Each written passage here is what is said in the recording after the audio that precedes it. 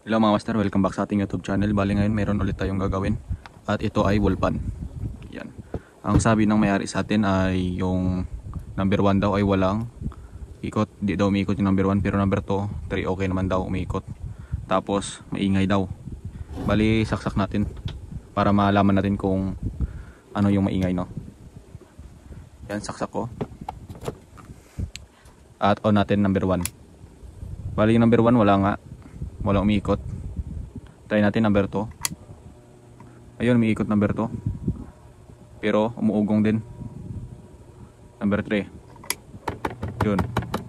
Umiikot number 3 kaso maingay. Grabe. Patay mo natin. Maingay siya. Yan. Kung alugin natin, di naman gaano kalog. At medyo matigas siya. Baka yung maingay na yun yung gearbox nya. Check natin mamaya. Bali yan. Buksan natin yung likod para masilip natin at check natin to. Baka dito lang yung dahilan ng number 1. Kaya walang miikot. Buksan muna natin dito yung switch bago yung ito sa taas. Yung motor nya. Tara. Bali yan, nabuksan ko na yung takip sa motor at dito sa switch. Yan. Kung mapansin natin, kaya siguro maingay kanina. Kasi ito, naipit na yung wire. Kinain ng gearbox. Kaya di makaikot ng maayos yung gearbox, umaalog sa loob. Yan o, kinain niya na yung wire. At yung coil natin dito, yan, makikita nyo, nagkalas-kalas na, delikado to. Baka ito yung dahilan ng number 1 kaya walang number 1, or dito. Kaya buksan natin yung motor para ma-check natin yung coil na to at mapalitan natin ng bagong wire. Bali yan mga master, nabuksan ko na at ito na yung motor nya. Wala nang kumakapit, no, yung cable tie nya. Ito natanggal na. Delikado to pag naputol yung mga coil na to. Yan. At huli ko na din nalaman na kapasitor nya dalawa. Yun, dalawa pala yung ginamit na kapasitor. Dapat isa lang kasi pwedeng mag-init yung motor natin. Bawal to gawin. Pero yung iba, pag kinakalikot nila, ito ginagawa nila, no? Bawal to. Kasi uli ko na nalaman yung sinabi pala ng may-ari nito, pinatignan niya na to sa ibang technician. O siguro sa kakilala niya.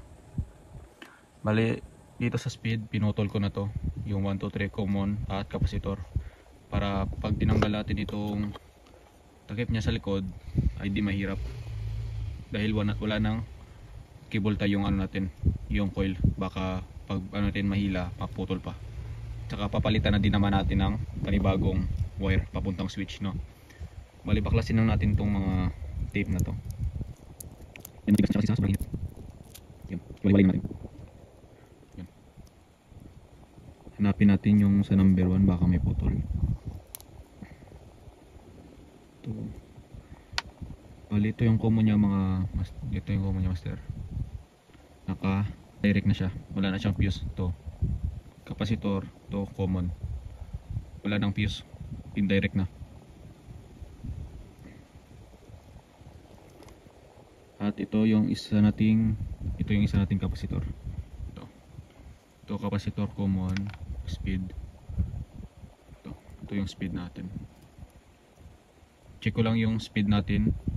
Check natin to, yung tatlo na to gamit dito sa common, para malaman natin kung wala talagang reading yung number 1. Bali yan, meron tayong analog tester dito. Yan. At i-check natin itong speed. Ito tatlo, speed. At itong common. Ito yung common natin.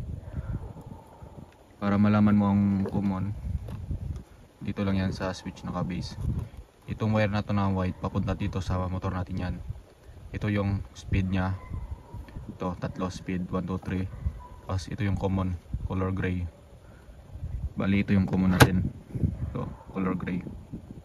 Yan. Bali, check natin, no? Ito. Scrub. Yan. Dito sa common, yung isang test prop dito sa common. Yan, lipat natin. Yan, dito yung common to. Tapos itong tatlong speed na to, check natin. tignan natin doon. Nakaselect ako sa times 10, pwede naman sa times 1. Yan, test probe check muna. Yan, di nagre-reading, yusin ko lang. Yun, yan, may reading siya. Short nyo muna. Pag may reading na, okay na yan. Check natin yung isa. Yan, meron. Yung isa, meron din. At ito yung red.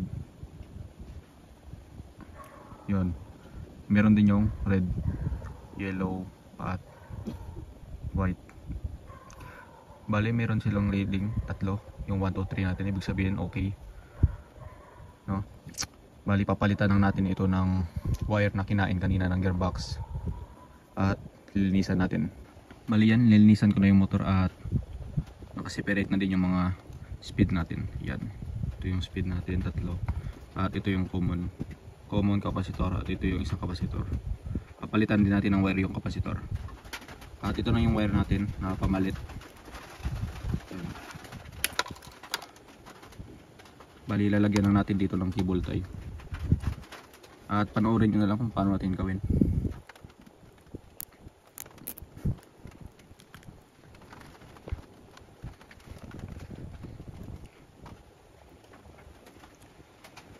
Ito yung yellow, tapos sa ating red, yung red natin na speed ilalagay ko na lang sa pink. Tapos ito may white na speed natin, may white naman dito. Pink lang naman yung nag-iba, at itong gray common natin.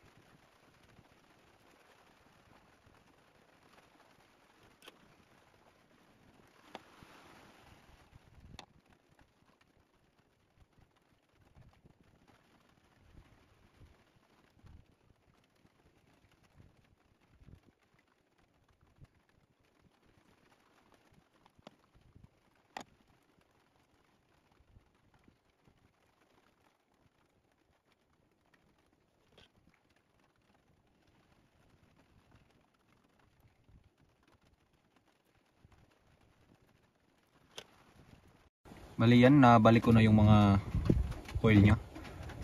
Napalitan na natin ng mga bagong wire. Pati yung capacitor natin. Ito yung capacitor natin, yung dalawa, yung black and red. Ito yung sa common natin, oh. Ito yung gray, at yung capacitor na isa. At ito naman yung isang capacitor, solo lang yan. At yung mga speed natin, nalagay na din natin. Yan, ito. At lagyan natin to ng mga tape. Yan. Bali, nalagyan ko na ng tape at check na natin yung mga wire na pinalit natin kung tumagos ba yung mga reading, o para malaman natin na walang putol, no?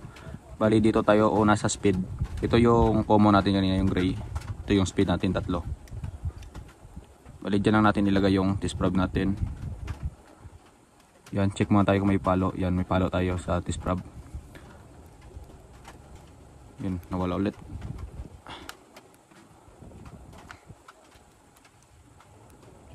Yun, umarte yung test probe ko. Yan, nakadikit na yung ating common sa isang test probe. Check natin yung speed. 1, 2, 3. Yan, kompleto silang 3. Yan, oh. Kompleto sila ng reading. Yun. Okay na tayo sa speed at common. Dito din tayo sa running ng motor. Kailangan din to. Test probe muna, check natin. Yun, okay, test probe natin. Yun. May reading tayo. Yun. Bali, yung tester natin nakaselect pa din yan sa times 10. Yun. At okay na nga, ipipix na natin to, yung motor. At balik na natin sa kanyang ka. Bali, tapos na natin siya malagay sa katawan niya at Yan, makikita nyo yung ikot niya, maganda na. Yun, maganda na din yung laro niya. At yung gearbox niya, nalinisan na natin. Yan, ito na din yung kapasitor. Nagpalit tayo ng ibang kapasitor at bago. Kaya ito na, okay na. Ito yung wire natin papunta doon sa ating switch, no? Bali yan, ikabit ko lang yan sa katawan niya at doon na din tayo mag-focus sa kanyang switch. Bali kinakabit ko na yung speed natin. Yan, pan-testing muna. Yan, may mga color coding tayong iniwan na konti bago natin pinutol yung original kanina, para pag nagbalik tayo madali na lang natin matrace kung saan natin siya ilagay. At pag nagpalit din tayo doon sa taas, kailangan kung anong kulay yung pinutol natin sa original, ganun din yung ipalit natin tulad ng kanina, di ba? Yellow sa yellow at puti sa puti. Bali tulad din ito, para hindi na tayo malito, magtira tayo ng konti para sa pagbalik din na tayo malito, may sundan agad tayo. Bali yan, nakabit ko na lahat, speed tsaka yung common. Yan, testing natin. Bali dito na isaksakan natin, saksak ko. Yan, saksak natin at on. Pa-on na tayo, 220. At kunin natin yung switch ito. Sundan lang natin to. Number 1. Yun. Umikot na siya. Yun. Number 2. Yun. Okay na. Number 3. Okay na din yung number 3 natin. So, no, tanggal. 1. Yun. Function siya. Umikot na. Kanina sa 1 wala. Yun. Ano siya? 2.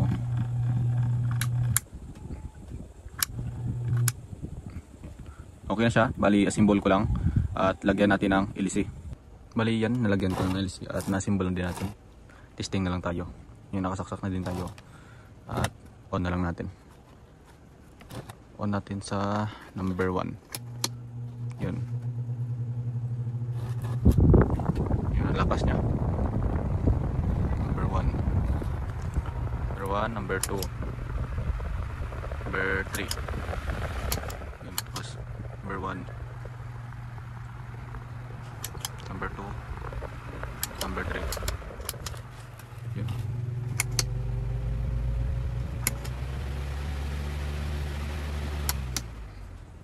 Bali yun mga master, okay na siya. Malakas na yung ikot niya. Yun. Maraming salamat sa panonood at hintay kayo sa mga bagong upload natin. Thank you.